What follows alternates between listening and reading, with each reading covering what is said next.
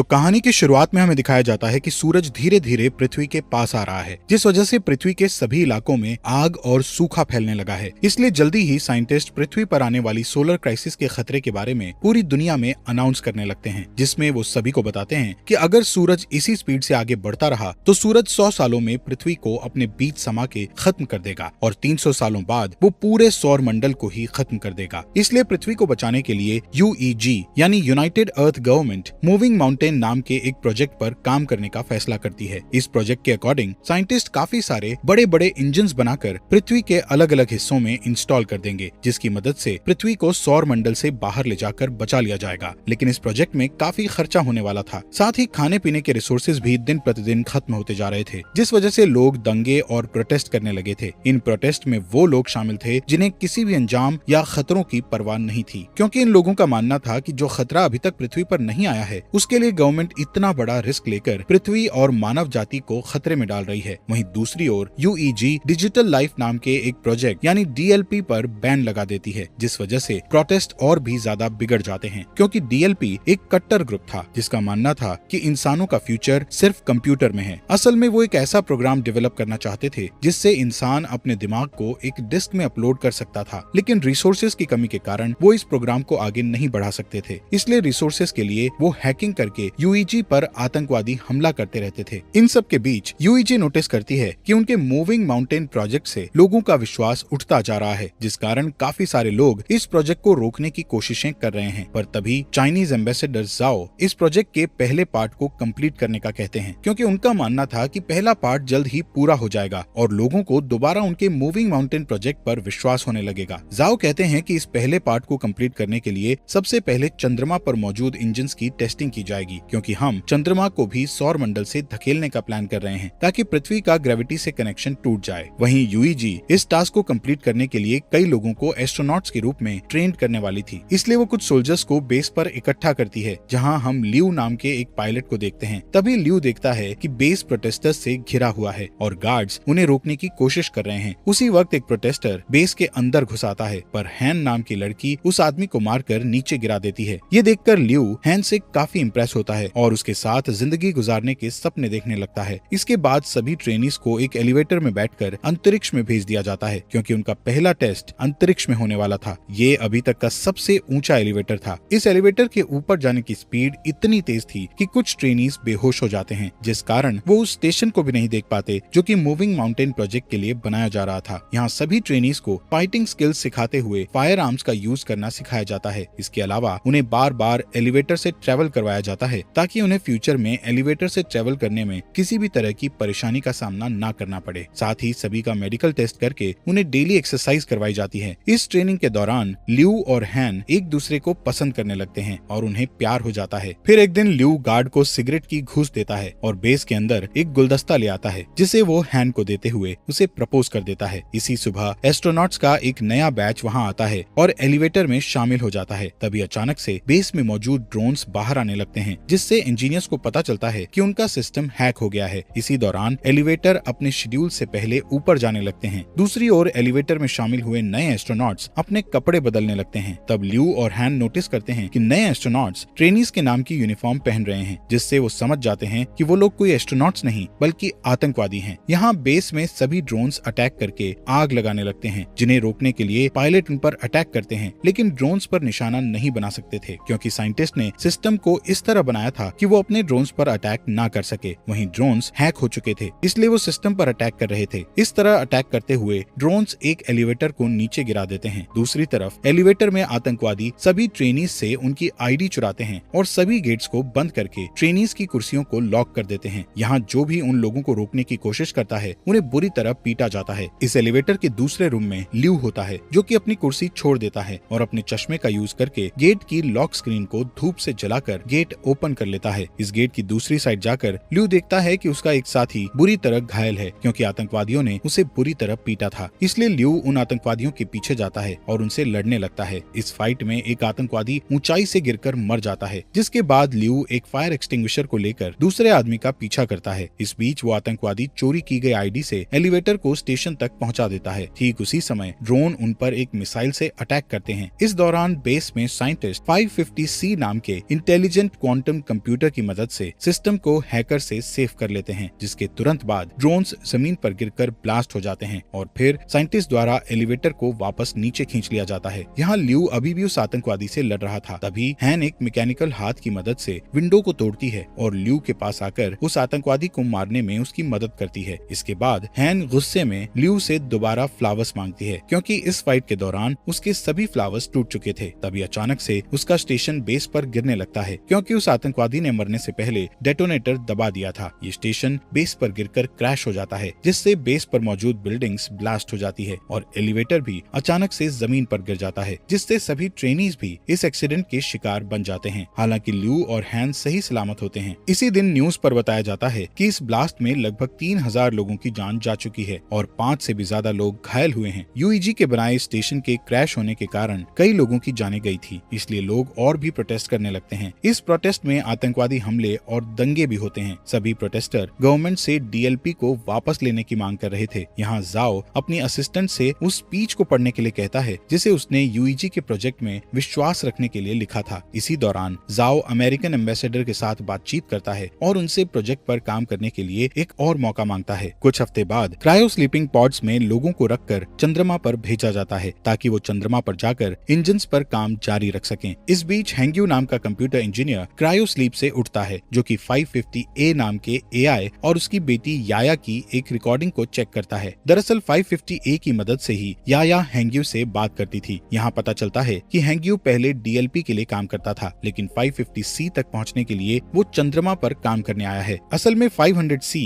पूरे बेस को कंट्रोल करता है, इसलिए हैंग्यू को लगता है कि वो 500C का यूज याया की क्लिप बनाने में करेगा, जिससे कुछ सेकंड्स के लिए उसकी मरी हुई बेटी का दिमाग एआई में डेवलप हो जाएगा। यहाँ टीम के बाकी मेंबर्स के साथ काम करते हुए हैंग्यू को पता चलता है कि जाओ नाम का कंप्यूटर रिसर्चर 550C का इंचार्ज है और वो चाहता है कि हैंग्यू उनके सिस्टम के ऑपरेशंस पर उनके साथ काम करे। इसके बाद हैंग्यू और जाओ 550C का पहला टेस्ट बेस के हर एक सेक्टर को एक्टिवेट करके करते हैं। जब वो कंप्यूटर के द्वारा वर्क के पूरा होने का वेट करते हैं, तब जाओ हैंग्यू को अपने दिमाग की डिजिटल कॉपी देता है, जिसे कंपनी ने जब्त कर लिया था, क्योंकि उन्होंने डीएलपी पर बैन लगा दिया था। यहाँ जाओ हैंग्यू को समझाता है कि ये तुम्हारे ऊपर डिपेंड करता है कि तुम इस कॉपी को डिस्ट्रॉय करना चाहती हो या नहीं। कुछ समय बाद हैंग्यू याया की क्लिप जाओ को दिखाता है। इस बीच हैंग्यू उस दिन को याद करता है जब वो अपनी पत्नी और बेटी के साथ कार से कहीं जा रहा था। तब अचानक से उसकी कार एक ट्रक से टकरा गई थी, जिससे उसकी पत्नी की तुरंत ही डेथ हो गई थी, पर याया कुछ समय तक जिंदा थी। इसलिए हैंग्यू याया के दिमाग को कंप्यूटर के जरिए जिंदा रखने के लिए उसे डीएलपी के पास ले गया था, लेकिन वो लोग उसकी मदद करना नहीं चाहते थे, क्योंकि उनकी टेक्नोलॉजी अभी तक तैयार नहीं हुई थी। इस बीच हैंग्यू की मुलाकात जाओ से हुई, जो कि पहले डीएलपी में काम करता था। यहाँ जाओ ने हैंग्यू पर एहसान करते हुए याया के दिमाग को 550A नाम के एआई में डाल दिया था। यहाँ प्रेजेंट में हैंग्यू जाओ से रिक्वेस्ट करता है कि वो याया पर 550C का यूज करे, जिससे याया पूरी तरह एआई में बदल सके, जिस पर जाओ हैंग्यू से कहता है कि याया के लिए 550A ही काफी है। इसी बीच उनका सिस्टम डिटेक्ट करता है कि वहाँ Z9 लेवल का सोलर स्टॉर्म आने वाला है, जिससे सभी लोग बेस पर वापस जाने का सोचते हैं, लेकिन उनके पास जो गाड़ियाँ थी उनकी स्पीड ज्यादा नहीं थी, पर फिर भी वो कोशिश करते हैं और किसी तरह सभी इंजन्स को बेस में रखकर उन्हें सोलर स्टॉर्म से बचा लेते हैं। पर इस प्रोसेस में 550C एआई बुरी तरह जल जाता है, जबकि प्रोजेक्ट को 3 दिनों में लॉन्च करना था, जिसके लिए उन्हें एक एआई की बहुत ज्यादा जरूरत थी। तब हैंग्यू जाओ को अपना 550A एआई देने को कहता है, लेकिन इसके बदले वो फ्यूचर में 550 मॉडल्स डेवलप करने वाली टीम में खुद को शामिल करने का कहता है, जिस पर जाओ मान जाता है और हैंग्यू एआई से याया के दिमाग के डिस्क निकाल लेता है। 3 दिन के बाद टीम इंजन्स का टेस्ट करती है। तब चंद्रमा कुछ सेकंड्स के लिए अपनी जगह से थोड़ा सा शिफ्ट हो जाता है, जिसे देखकर टीम बहुत खुश हो जाती है, क्योंकि इससे साबित हो जाएगा कि 20 साल में वो पूरी तरह से चंद्रमा को पृथ्वी से दूर कर देंगे। इसके अलावा टीम की इस सफलता से पूरी दुनिया के लोगों को मूविंग माउंटेन प्रोजेक्ट पर विश्वास हो जाता है। कुछ महीने बाद वो पृथ्वी पर इंजन का टेस्ट करते हैं, जिससे सभी स्क्रीन ब्लैक हो जाती हैं और लोगों को लगता है कि उनका टेस्ट फेल हो गया है, लेकिन अचानक उन्हें फील होता है कि जमीन हिल रही है। वहीं दूसरी ओर बेस पर मौजूद एस्ट्रोनॉट्स को आसमान में एक लाइट जलती हुई दिखती है। इससे यूईजी के साइंटिस्ट प्रूव करते हैं कि पृथ्वी अपनी जगह से थोड़ी दूर पर शिफ्ट हुई है। ये जानकर पूरी दुनिया जश्न मनाने लगती है। इसी तरह कई साल बीत जाते हैं और यूईजी बहुत ही शक्तिशाली इंजन्स को बनाता है, जो कि पृथ्वी और चंद्रमा को धक्का देकर मूव करके सौर मंडल से दूर कर देगा। साथ ही इस प्रोजेक्ट का नाम अब द वेंडरिंग अर्थ रखा जाता है और 550C द्वारा कई बिल्डिंग्स को बनाया जाता जाता है, जिसके बाद यूईजी हर साल एक नया टेस्ट करती है जिससे उनकी थ्योरी सही साबित होती है। इस तरह लोग यूईजी के प्रोजेक्ट को पूरी तरह एक्सेप्ट कर लेते हैं, जिस कारण डीएलपी पूरी तरह से गायब हो जाता है। इसके अलावा लोगों में ये भी चर्चा होती है कि गवर्नमेंट ने जो अंडरग्राउंड सिटीज बनाई है उनके अंदर जाने के लिए लोगों को पास खरीदने होंगे। यहाँ पता चलता है कि हर साल पृथ्वी का रोटेशन धीमा हो रहा था, जिससे एक दिन में 24 घंटे की जगह 60 घंटे का सिस्टम हो गया है और ग्लोबल इंटरनेट भी अब बंद हो चुका था। साथ ही पृथ्वी पर अब बाढ़ और सोलर रेडिएशन जैसी समस्याएं लगी थी, जिससे कैंसर की बीमारी बढ़ने लगती है। इधर ल्यू और हैन शादी कर लेते हैं और उनका एक बेबी बॉय होता है। वो दोनों परेशान होते हैं क्योंकि उन्हें उनके बेटे के लिए अंडरग्राउंड सिटीज का पास नहीं मिला था। इसी बीच हैन को कैंसर हो जाता है, जिससे वो दोनों और भी परेशान हो जाते हैं। यहाँ हैंग्यू नए 500 डेवलपमेंट की हेल्प से याया के लिए एआई बनाता है, जिसे वो 550W का नाम देता है। यहाँ हमें बताया जाता है कि स्टेशन को गिरे हुए 14 साल बीत चुके हैं और अब ल्यू मेजर की पोस्ट पर आ चुका है। एक दिन ल्यू को अंतरिक्ष में भेजने के लिए उसका इंटरव्यू लिया जाता है। यहाँ 550W उसका इंटरव्यू लेता है और बताता है कि ल्यू के स्किल्स इम्प्रेसिव हैं। इसके अलावा 550W ल्यू की फैमिली में हो रही परेशानियों के बारे में भी बताता है और कहता है कि ल्यू को पृथ्वी पर रहकर अपनी फैमिली की देखभाल करनी चाहिए। जिस पर ल्यू कहता है कि मुझे अपनी फैमिली को पीछे छोड़ने का दुख है, लेकिन मुझे अपने बेटे को अंडरग्राउंड सिटी में भेजने के लिए बेस पर आकर काम करना पड़ेगा। यहाँ मिरर के दूसरी साइड प्रोजेक्ट के इंचार्ज साइंटिस्ट इस इंटरव्यू को सुन रहे थे, जिसमें हैंग्यू ल्यू की बातें सुनकर अपनी बेटी की याद करने लगता है। इसके बाद 550W बताता है कि हैन की जल्दी ही डेथ होने वाली है, जिस कारण ल्यू पूरी तरह से टूट जाएगा और स्ट्रेस टेस्ट में फेल हो जाएगा। इंटरव्यू के बाद ल्यू हैन के साथ टाइम स्पेंड करने के लिए हॉस्पिटल जाता है, जहाँ हैन कहती है मैं आखिरी बार अपने होम टाउन को देखना चाहती हूँ, पर मौसम की समस्याओं के कारण उसे होम टाउन में ले जाना बहुत मुश्किल था। इधर हैंग्यू ल्यू की बातों से इतना इमोशनल हो गया था कि वो चोरी से बेस में घुसकर याया के दिमाग को 550W से जोड़ देता है और उसे सिस्टम में देखने लगता है, जिससे वो इमोशनल होकर रोने लगता है। तभी जाओ गार्ड्स के साथ वहाँ आ जाता है और हैंग्यू को समझाने लगता है कि उसे याया की डेथ को एक्सेप्ट करना होगा, जिस पर हैंग्यू मना कर देता है और याया को पूरी तरह से 550W में अपलोड कर देता है, जिससे चंद्रमा के सिस्टम में तुरंत प्रॉब्लम आना शुरू हो जाती है और सभी इंजन्स फेल होने लगते हैं। इसके बाद गार्ड्स हैंग्यू को पकड़ लेते हैं और अपने साथ ले जाते हैं। इधर जाओ याया के डिस्क को निकालकर 550W एआई को बंद कर देता है। इस बीच ल्यू अपने पुराने दोस्तों के जरिए एक जेट उधार लेता है और हैन को उसके होम टाउन ले जाता है। कुछ ही समय में वो शंघाई सिटी में लैंड करते हैं, जो कि अब बर्फ से जमी हुई बंजर जमीन बन चुकी थी। दोनों सितारों को देखते हुए बातें करते हैं, जहाँ हैन ल्यू से कहती है कि मैं समय आने पर शान से मरना चाहती हूँ। यहाँ यूईजी के लोग हैंग्यू के द्वारा की गई सिस्टम प्रॉब्लम्स के बारे में बात करते हैं और नोटिस करते हैं कि ये उस हैकिंग की तरह ही है जो कुछ सालों पहले ड्रोन और एलिवेटर के साथ की गई थी। इसलिए सभी 550W के सिस्टम को हैक करके सही करने का सोचते हैं, लेकिन वो हर बार ब्लॉक हो जाते हैं। तभी अचानक चंद्रमा के इंजन ब्लास्ट हो जाते हैं, जिससे चंद्रमा पृथ्वी की ओर आने लगता है। दूसरी तरफ जाओ समुद्र के पास खड़ा होता है और सभी देशों के लीडर्स को एक इमरजेंसी अलर्ट सेंड करता है, क्योंकि सुनामी धीरे धीरे बढ़ रही थी जो जल्द ही जमीन से टकरा जाती है। इस इमरजेंसी के कारण ल्यू को भी वापस ड्यूटी पर बुलाया जाता है। वहीं लीडर्स पहले से ही अंडरग्राउंड सिटी को खोलना शुरू कर देते हैं ताकि वो सुनामी से लोगों की जान बचा सकें। यहाँ ल्यू के मिशन पर जाने से पहले ही हैन की डेथ हो जाती है, इसलिए उनके बेटे को हैन के पिता अंडरग्राउंड सिटी में मिल जाते हैं। इस बीच जाओ यूईजी से सपोर्ट मांगते हुए कहता है कि उन्हें पृथ्वी के सभी परमाणु हथियारों का यूज करके चंद्रमा पर अटैक करना होगा, ताकि वो चंद्रमा को पृथ्वी से टकराने से रोक सकें, जिस पर सभी देश अपने अपने हथियार सौंपने के लिए मान जाते हैं। इस बीच जाओ हैंग्यू से मिलने के लिए जेल में जाता है और उसे बताता है कि वो पृथ्वी के इंजन्स को जल्द से जल्द एक्टिव करना चाहते हैं, लेकिन इसके लिए उन्हें ग्लोबल इंटरनेट को फिर से एक्टिव करना पड़ेगा। साथ ही जाओ बताता है कि इंटरनेट का एक सर्वर पानी में डूब गया है, जिसकी केयर करने के लिए उन्हें हैंग्यू की जरूरत है, लेकिन हैंग्यू जाओ की बात नहीं मानता है। तब जाओ उसे याया के दिमाग की डिस्क दिखाकर उसे ब्लैकमेल करता है, जिससे हैंग्यू को उसकी बात माननी पड़ती है। इसके बाद हम देखते हैं कि परमाणु को ट्रांसपोर्ट करने के लिए ल्यू के साथ साथ कई पायलट को चुना जाता है। वहीं पृथ्वी पर मिसिंग इंटरनेट सर्विस की देखभाल के लिए 3 टीम्स को बीजिंग, टोक्यो और डैलस भेज दिया जाता है। इसके बाद चुने हुए पायलट्स शटल्स के साथ चंद्रमा के लिए रवाना हो जाते हैं, जहां अंतरिक्ष में एस्ट्रॉइड्स प्लैनेट तेजी से शटल से टकराने लगते हैं, जिससे कई शटल्स क्रैश हो जाते हैं और टीम को 200 हथियारों का लॉस हो जाता है। इस वजह से अब उनके पास सिर्फ 180 हथियार ही बचे होते हैं। थोड़ी ही देर में बाकी के शटल्स चंद्रमा की सतह पर आ जाते हैं, लेकिन तभी